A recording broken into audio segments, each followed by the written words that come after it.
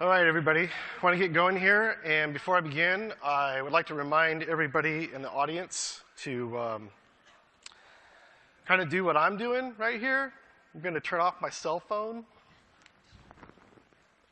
See, there we go.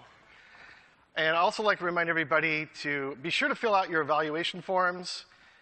It's a great way for us to find out how well we did as speakers and how to tune future boot camps. So, my name is Julian Love. I'm a lead technical artist at Blizzard Entertainment. And up until very recently, I was the lead technical artist for Diablo 3. I've since moved on to our totally secret and totally not a secret next-gen MMO that everybody knows about, including the ship date. And, but I still kind of spend a lot of time directing special effects for both projects, and I spent a lot of time with D3, so I've got a lot to talk about. In fact, there's so much to talk about with Diablo 3 special effects that there's just no way I could squeeze it all comprehensively into like 45 minutes or whatever. So I thought the way to kind of deal with that is to break it down into the 4 pillars that I think that we stood on really well throughout the project. And that way, it'll kind of give everybody who's a beginner in special effects something to take away, and even people who've been doing it for a long time may find something in here. So let's talk about those pillars. First one being communicate gameplay. You could argue that all art in a game communicates gameplay, but I would say that VFX do it far more strongly and far more directly than just about anything else. And I think that implies a huge responsibility, and I'd like to talk about that responsibility in this section. Then we're going to move on to talk about another big topic, one that I would call relatability. And I think relatability is not something that we talk about as VFX artists often enough. We tend to talk about the tech and shaders and stuff like that, and relatability is pretty huge. So I'd like to cover that. Then we'll move into something that's a little more techy, and talk about how we controlled readability in a game where there's just a crap ton of things going on in a game that's super fast-paced, and hero skills like take up a third of the screen. And then we'll move into a real deep dive on some actual particle shaders, and in a section that I'm calling Entertain the Lizard Brain, which is really about getting a certain baseline level of entertainment value into everything that you do. So let's dive right into communicate gameplay. Something that we spend a lot of time talking about is expectations. Expectations get set in a lot of different ways in a game. Sometimes it's set with a word. You call something super explodey bomb, you expect super explodey bombs. But they also get set by the graphics that you put on screen. If you make an explosion that's 50 yards wide, there's a certain expectation about what is happening there. And it's really important to talk about this stuff. One of the things we don't want to do is set an expectation that isn't going to be met by the design. So I wonder if anybody's had this experience. Maybe you're playing like a shooter game, and you've been using your machine gun, then you get a shotgun, then they finally give you the rocket launcher, and you're like, oh, awesome, rocket launcher. I'm going to blow the whole screen away with this.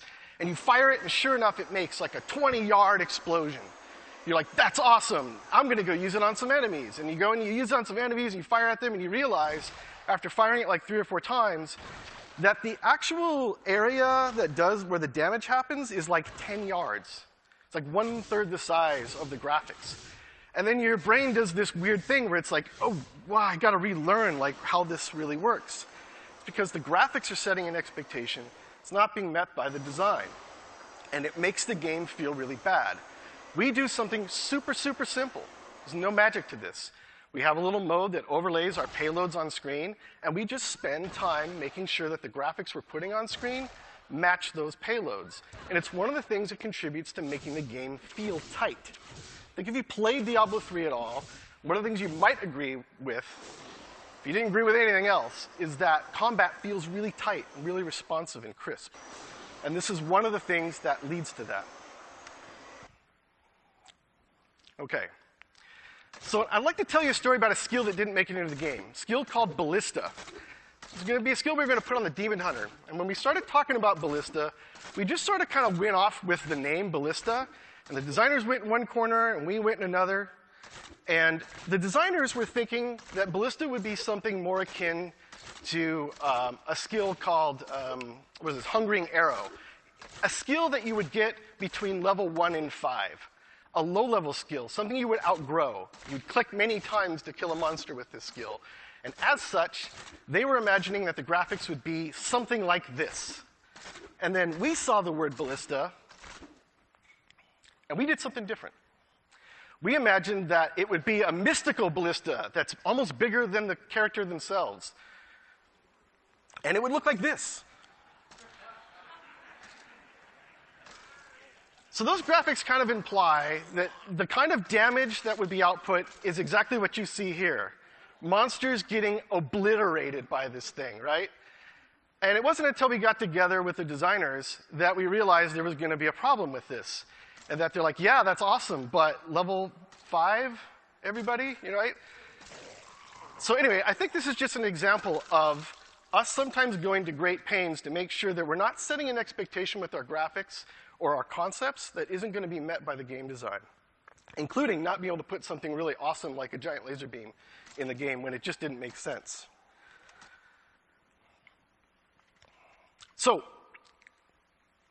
we have drilled into the concrete of our campus our core values of our company. And the first one is gameplay first. And what that means is that when it comes down to it, you got to do what's right for the game and gameplay. And sometimes that means that the graphics have to be a little less than you might want them to be in order to do what's right for the game. So I want to give you an example of how we failed at this, rather than showing you how we did such a great job. This is a monster ability called Frozen. And all it does is it puts these little landmines on screen that after a certain period of time, they blow up. And when we shipped it, I think we did a really good job of telling the player where damage occurred, right? There's these radial explosions, and we even left an imprint on the ground telling you, this is where damage happened. The problem with this is that it's not really what the player needs to know. What they kind of need to know is where damage is going to happen. And somehow, through all of our rigorous process, we overlooked that and ended up shipping the wrong thing. Fortunately, we patched our game and added some graphics that I don't think made the skill look better. They don't. They make it look gamey. But they tell the player what the player needs to know, and that's what's important. So now I'd like to dive into relatability. Relatability is this topic that just doesn't get talked about enough, but we spend a lot of time talking about relatable things. One of my big pet peeves in games is when there's graphics on screen that are supposed to represent where damage is going to occur, but they just don't look like they're going to cause damage. And so one of the things that I've kind of developed over the years is this idea that damage is action. If you want to convince the player that damage is happening or is going to happen, you need action. If things are too serene, they're not going to get it.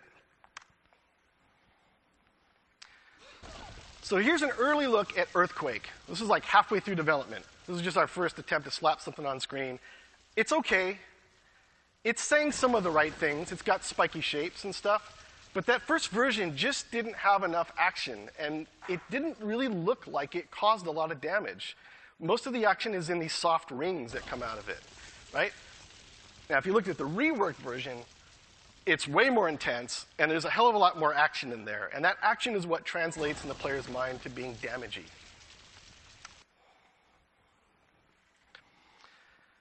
Another thing that I like to do is a thing called utilizing primal fears. So I'm going to pick on WoW for a minute, rather than pick on anybody else's games. So here's a video capture from a raid, and all the players are supposed to be running away from that blue goop in the middle. And as you can see, they're being like really successful at it. They wiped. So now here's another view of that same boss fight, and I've overlaid a yellow circle so that you can see, like, this is the area they're supposed to stay away from. Now, honestly, I got to tell you, I think this is a total fail. That blue stuff melds into the background, so you can hardly tell what it is. It's slow motion, right? It just doesn't look like there's a lot of action, right? I mean, think about it. If you were to see that without any knowledge, what would you think? Like, I should run away from that because what? My boots are going to get wet, or I'm going to get blue stuff all over me? Like, but it doesn't look like I'm going to die from that. So when Wyatt came to me and he said, one of our designers, he came to me and he said, hey, I'd like to put that mechanic in our game and give it to monsters. And I'd like it to be shadowy and dark, black. And I was thinking, all right, black and a dark game. And I told him, my response was, I remember, it went something like this. It was, no, no, no, no, no, no, no, no, never, ever, ever, ever. And he got kind of defensive, and he thought, hey, maybe I didn't like the mechanic. And I was like, no, no, it's not the mechanic. It's like, dude, if we're going to do that, we need to make sure that people know to stay the F away from this thing. Let's not call it Void Zone. Let's call it something else. And let's play on primal fears. And this is what we made, and it became known as Desecrator. If you look at this graphic, you can see what I'm getting at. Flashing yellow lights, outward motion, it's fire and it's lava, right? Like, two things that are super dangerous. Stay the hell away from me. That's what this says. It's very effective.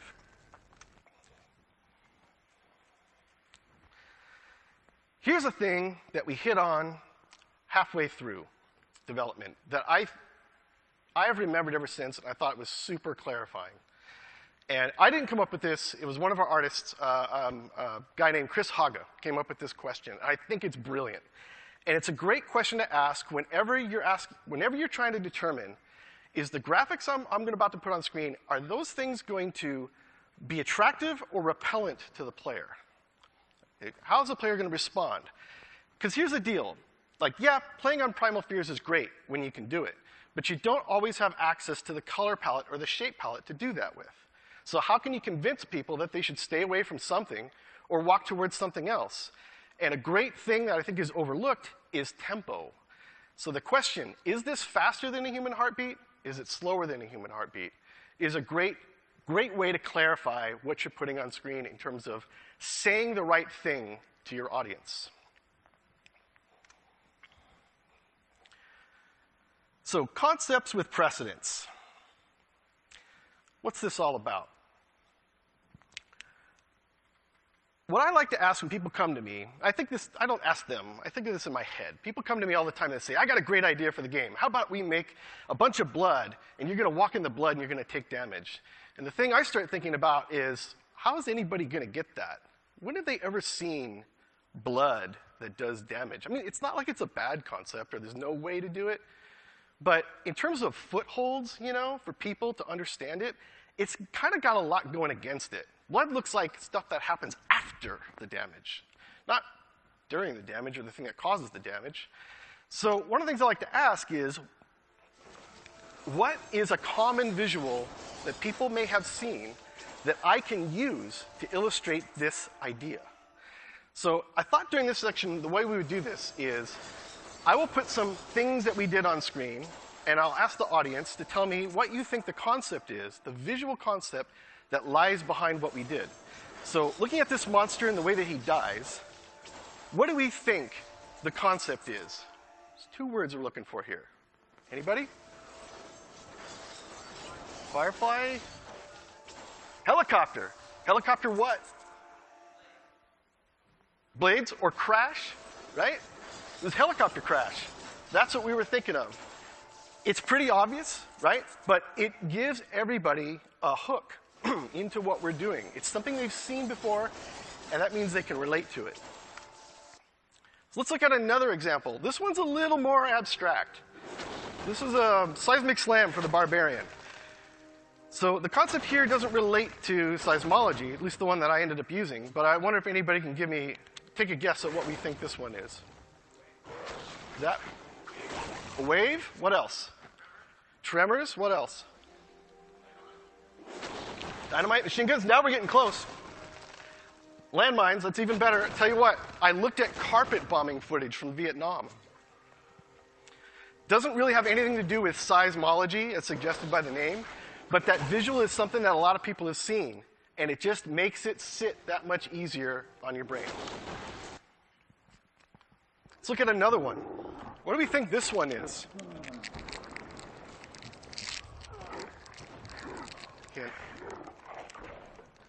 The way the guy dies. The way the siege breaker eats the dude.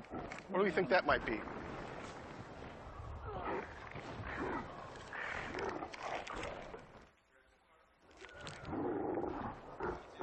Milky Way.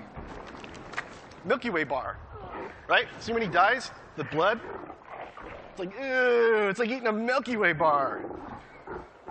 Apparently, guards taste really delicious.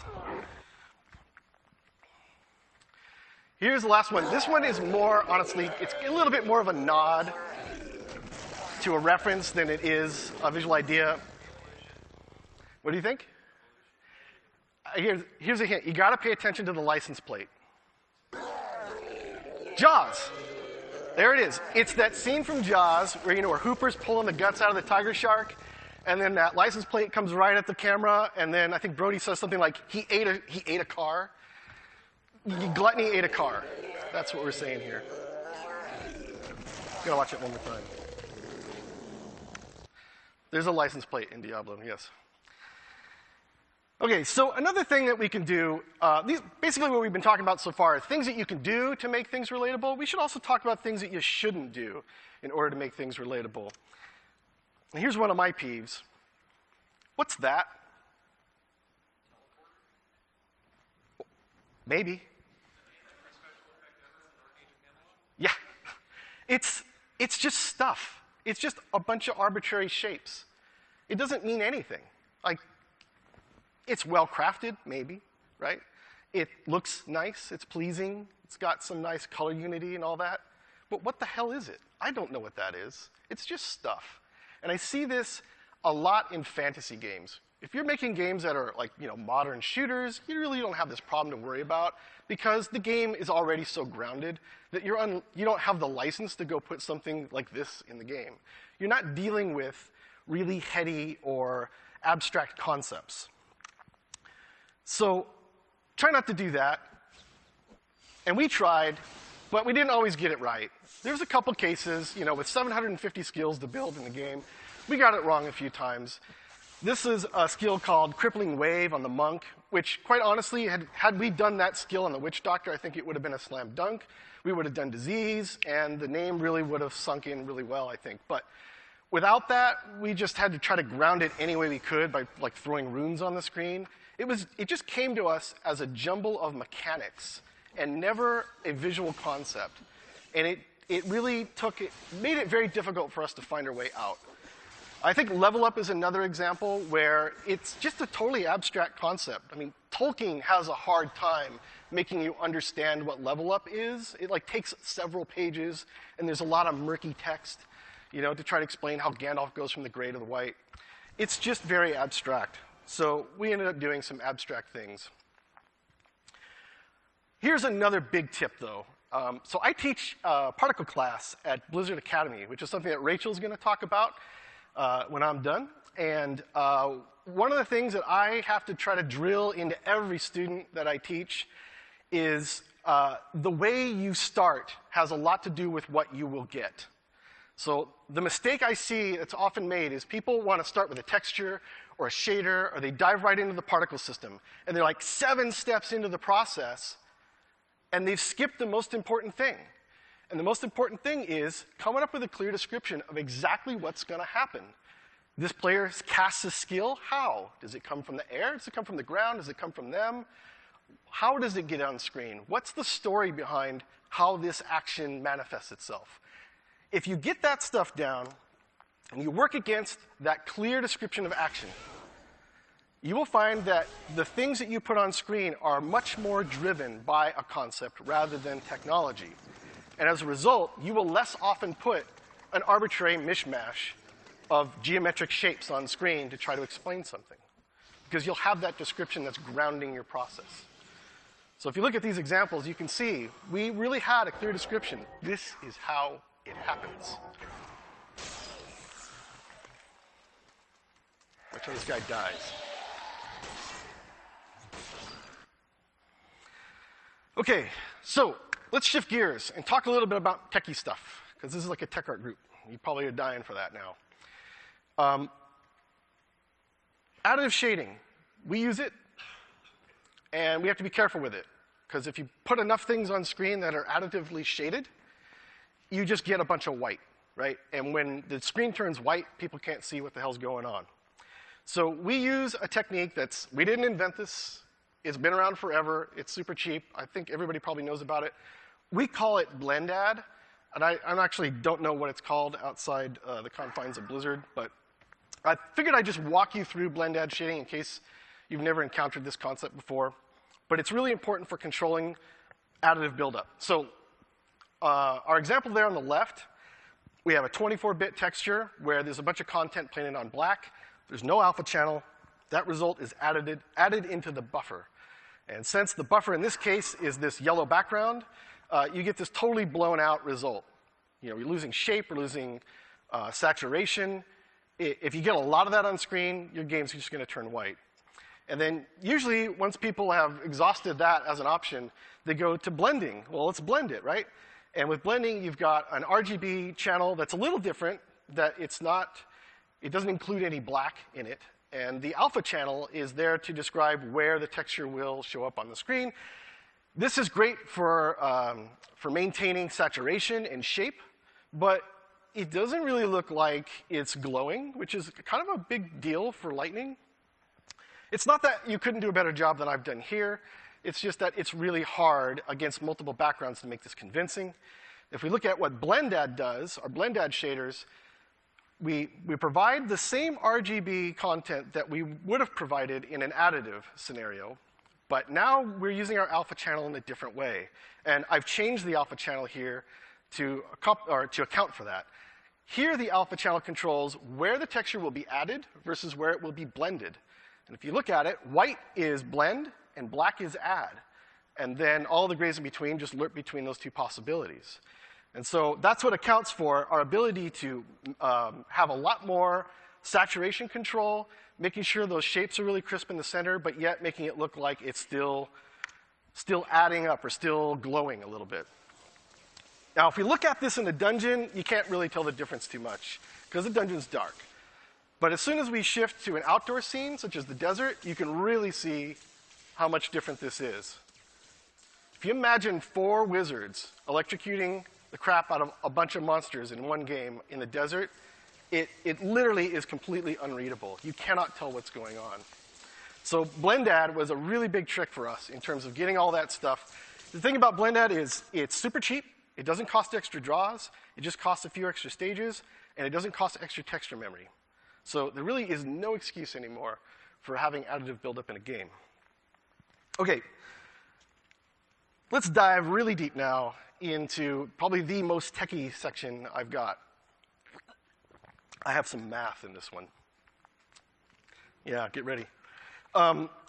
So lasting impressions. I would like to make sure that the stuff we're putting in our games have lasting impressions on people. I love it when people can stare at things for a long time and space out on them, right? Like, has anybody here gone camping recently? Or in the last? Yeah, and did you bring your iPhone with you? No.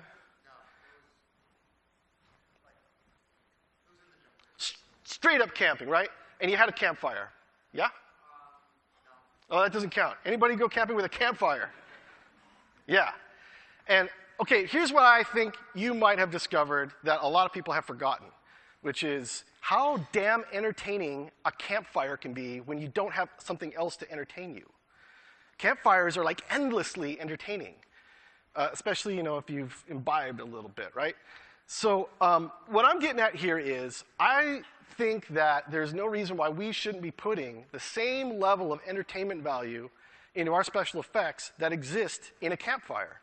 And that's a goal that we have for the special effects of Diablo.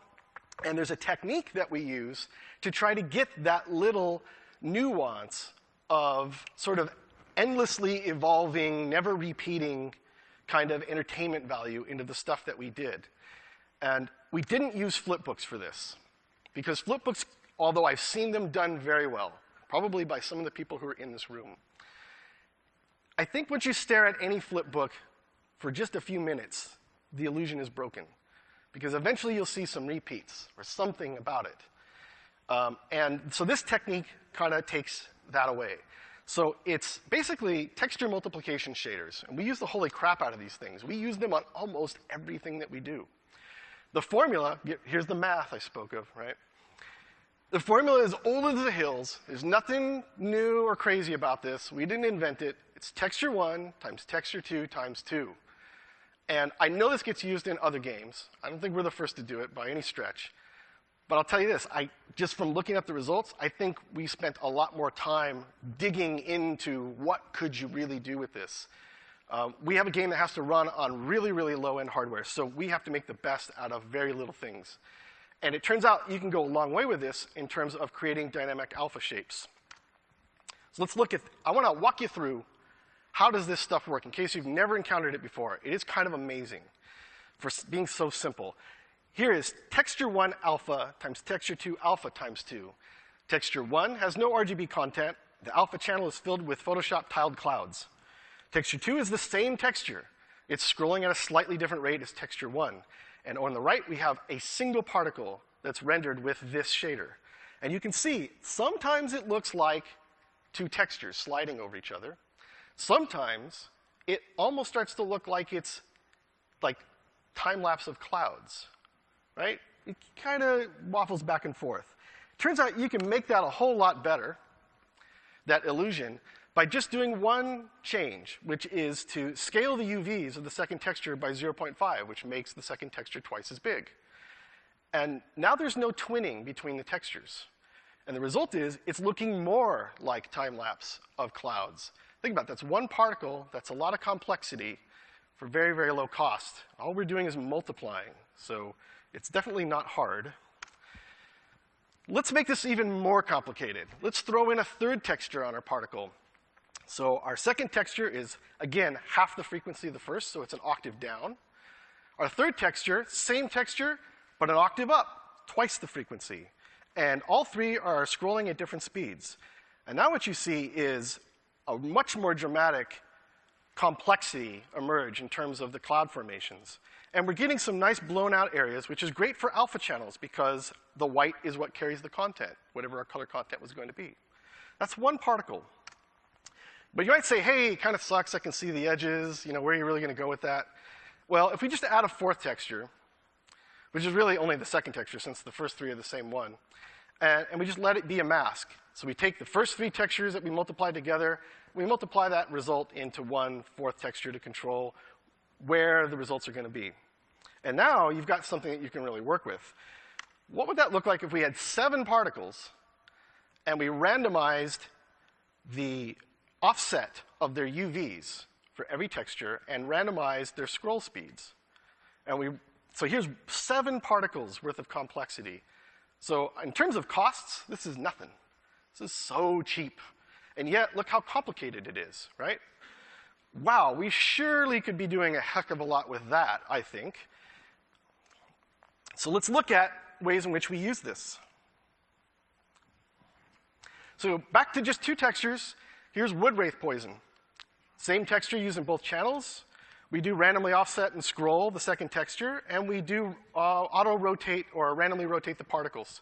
17 particles, super complicated looking from a motion standpoint. Like I think if maybe, you were a little bit stoned, you probably could stare at that for a little while. Here's another example, the Siege Breaker Fire. We're using 2 different textures here. Alphas are being multiplied together, just using the RGB as it is. Looks super complicated, especially for just 34 particles. We did the same thing with all the blowing sand and snow in the game. 23 particles for that kind of complexity. It's kind of outrageous. And then here's a frost trail. Here, the second texture is handling all of the alpha. We're not scrolling the first texture. Its job is just to show where the shape is going to be. All right, so if it's good for alpha doing this kind of thing, then shouldn't it also be really good for color? And the answer is, yeah. It's actually pretty awesome for color. So here's RGB and alpha both being derived by the same formula. So texture1.rgb times texture2.rgb times 2, same thing for alpha. And you get all this crazy complexity in both the color and the alpha. that results from it. And you can get this dynamic creation of color through two textures coming together. So let's take a deeper dive in how that works. Looking at Arcane Orb, this is actually 2 draws to do this effect. And it looks like insanely complicated, especially for 12 particles. But part of the answer is if you look at what happens on an individual particle, you can see the one on the left has a little something extra. It's not huge. We're talking about a 10, 20% difference, honestly. But it has more color motion and more dynamicism than the one on the right. It is subtle, but it is, like I said, it's that difference of what makes a campfire entertaining versus, say, just a flip book. Let's look at another example. It's a little more overt. This is Lacuni Fire. And you'll notice that it's got a lot of color motion in it. For just 2 textures, it looks really complicated. If you look at the individual particles, it's easy to see. There's a lot more motion in the one on the left, a lot more secondary motion. There's also a giant seam in the texture. We'll overlook that. But if you look at these two, the one on the left just has a little something extra. And it's that something extra that makes it the kind of thing that you can just zone out on. All right. I did show you more textures than just 2 earlier. And so I'd like to show you what we did when we had a lot more textures to use. And probably the best case used for this is pseudo-volume work. Things that look like they're volumetric but aren't. Because nothing is really that volumetric in Diablo 3. So here's the smoke that you see often in Act 2 and Act 3. And it looks really thick. It isn't. It's just particles. And it's using the same trick that's been used for years in that we just painted light into the RGB channel. But usually what happens when you do that is the result is you end up having to make a lot of flip books, right, in order to compensate for the fact that as soon as you paint light into a smoke result or a smoke texture, it starts to look very remarkable. It's easy to see the repeats and the patterns. And people try to hide that by just making more variations. But eventually it breaks down. Unless you throw like just tons and tons of variations at it, it just doesn't work out. So what we're doing here is we're not rotating the particles to try to create that variation, and we're not using flip books. Instead, we're using 2 channels or 2 textures worth of alpha content to create a ridiculous amount of dynamic shape change over the course of a particle's life. And it creates a nice breakup. If you look at that, like, find the pattern in it. You really can't see it. But it looks lit, and it looks thick. And it's super cheap. It's 60 particles for that kind of result with a bunch of multiplication math. It's nothing. We also use this same technique for fire. So it's a Diablo game. There's going to be fire everywhere. There's some scenes where we literally had to fill like a third of the screen with fire. How are we going to do that and not blow overdraw budget? And the answer is this same technique. Now, I think if you saw last year's talk about Uncharted 3, they have some really advanced stuff they're doing, like flow maps and stuff like that. We just couldn't afford that kind of technique, so we had to come up with something simpler. And multiplication really came to the rescue here. The RGB and alpha channels are basically just all being multiplied together to create the result. And I think if you look at it if you look at it on edge, it doesn't blow out as much as if that were like 100 particles or 80 particles like you'd normally see. And there's a good example of the particle count and also the overdraw.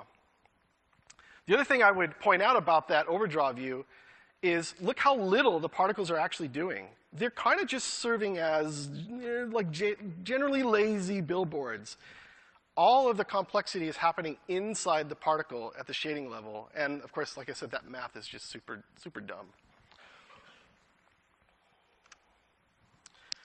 Okay, so let's recap a little bit. 4 pillars that we really stood on here. Communicate gameplay, right? It's more important to tell the player what they need to know than to make stuff look good. Visual effects affect how tight your combat feels, right? It's a big, big part of how the game feels. Get it wrong, game feels bad. Make it relatable. You can put whatever you want on screen, but the more people can relate to it, the more common the visual that you're borrowing from, the quicker it is for people to read it and understand it, and the more they relate to it. It promotes immersion. It helps people just sink into the game. Don't ruin the experience. These days, there really is no excuse for not having what we call BlendAdd as a shader for particle systems or effects. Any programmer worth his salt can give you this, and it doesn't cost extra draws. It's super cheap. Just a few extra stages and you're in. And then finally, entertain the lizard brain, which is, I think, if you look at how simple the solutions that we have to try to accomplish that goal, how simple they really are, I would say, again, there really isn't any reason why we can't be putting things in the game that have at least the baseline level of entertainment value that a simple campfire is capable of, or at least approaching that level. All right, so I think we're ready for some Q&A. And clapping, yes.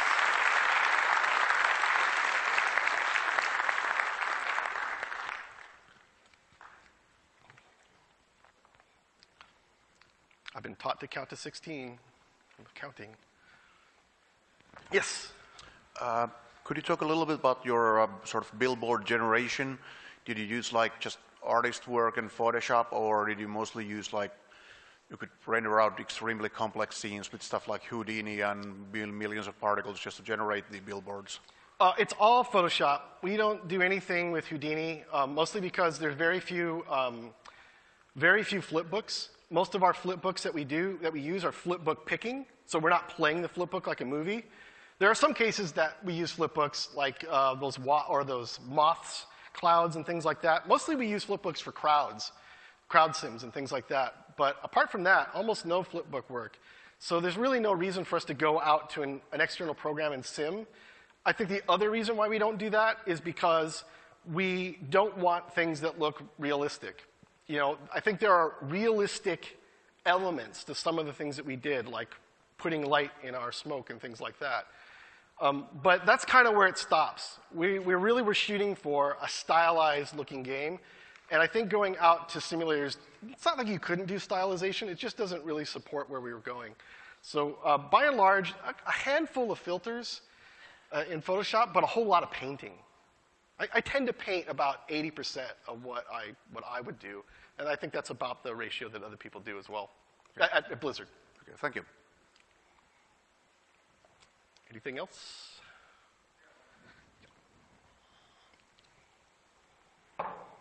So you have a lot of skills and stuff in Diablo, and you've got all these particles going on and all that stuff.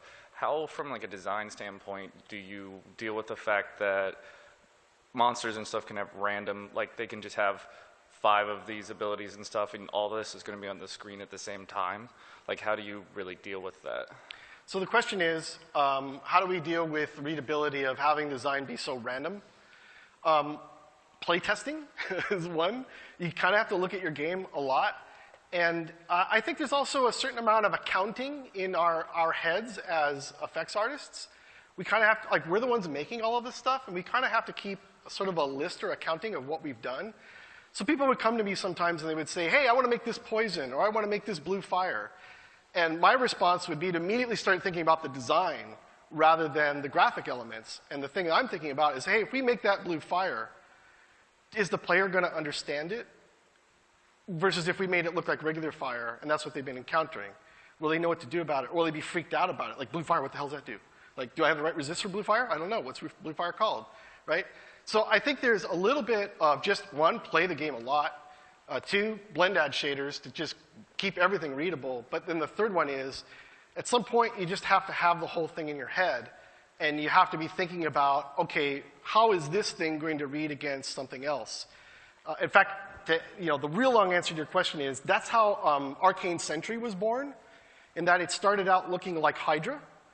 And it just was very hard to pick it out amongst all the other stuff. And so we kind of just did a big deep dive at the last minute and said, why don't we just change the whole way the skill is designed in order to get a different kind of shape and a different kind of motivation on screen.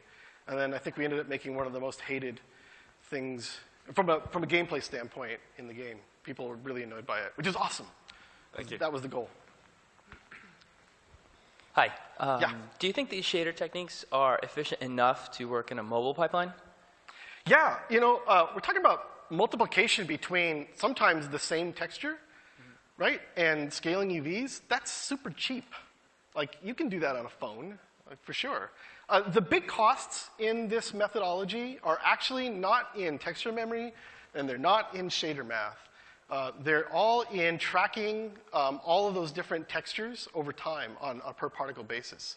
So it's mostly CPU cost in tracking, like, basically the UV scrolling for every single particle. But there is a benefit to that in that in fact, this is how I sold the idea of doing this to our programmers. We used to have only two textures in our particles for like the first 4 years of development. And I went to them and I said, if you give me 2 more textures for our particles, and before I even got the words out, he's like, no, you can't have that. It's going to be really expensive. I said, yeah, but I will cut our particle counts in half, especially the big overdraw ones. And he went, oh, all right, well, maybe, right? We'll talk about it. And then we ended up putting it in the game. And I think the fire is a really good example. Like, come on, 25 particles to do a giant firewall? That was a huge win, honestly, from a performance standpoint. Thank you. What's the design process like between your combat designers and your VFX artists? What's the team makeup and the duration like, and how much back and forth?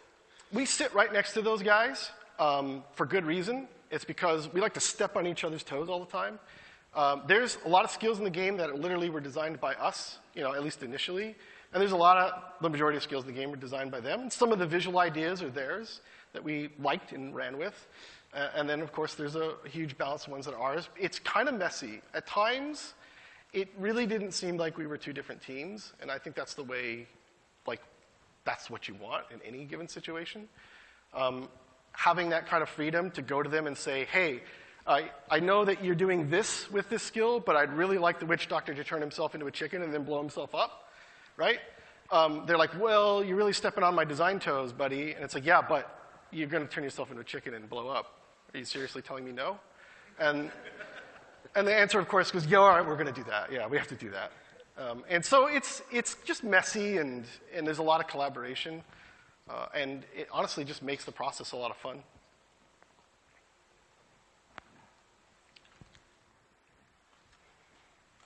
With blend add sorting, I've kind of been familiar with that using the term pre-mold alpha. Did you have a lot of issues with going to a sort-dependent blend out versus add that's sort-independent, and having to worry about triangle sorting and the perf issues associated with that? And then as a follow-up, did you perform your UV transforms on the particles in the vertex shader, or did you just kind of deal with them being in the pixel shader?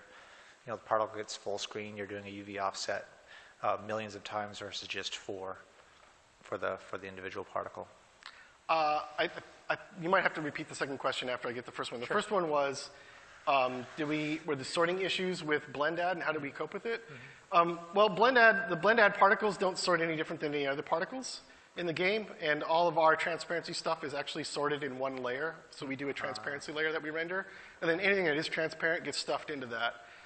Then there is a per particle system or per geometry offset, so that we can force things to the front or back in order to get that to work. With blend add, it's not a big problem in that there isn't a second pass.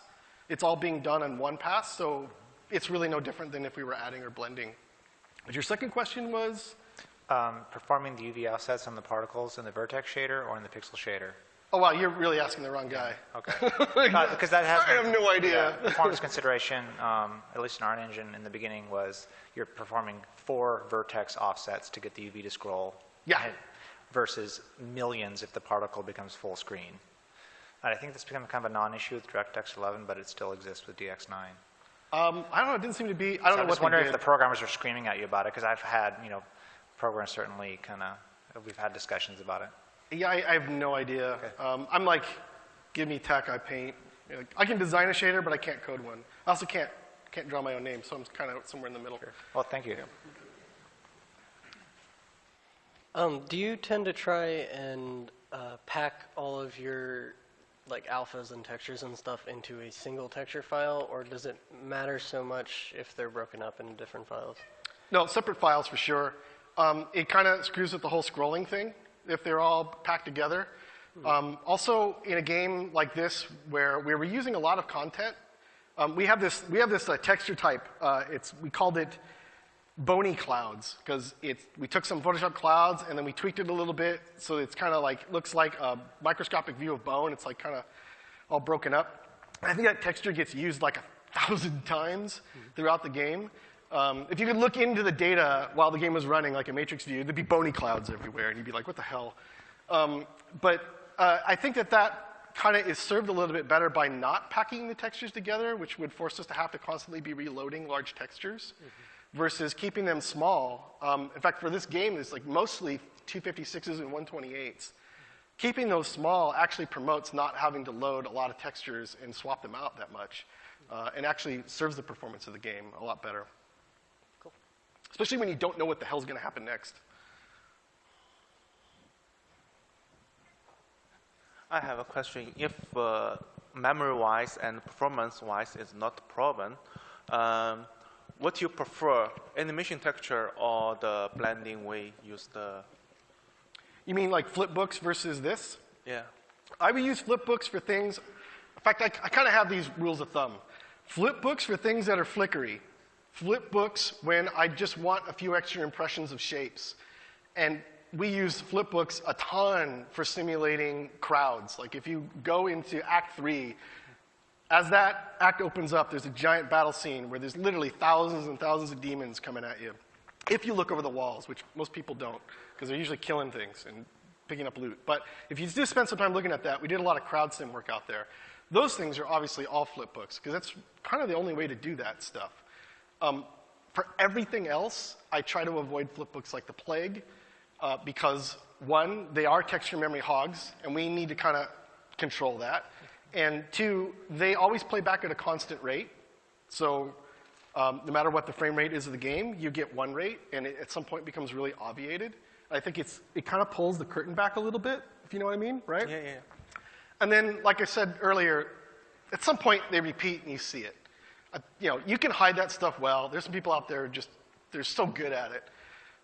Better than I'll probably ever be. But I think for us to just avoid it also tended to land us in a different spot, look-wise, relative to how a lot of other games do it.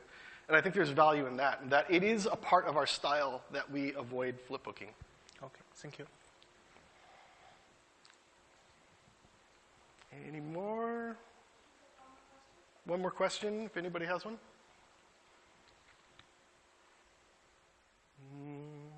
All right, that was cool.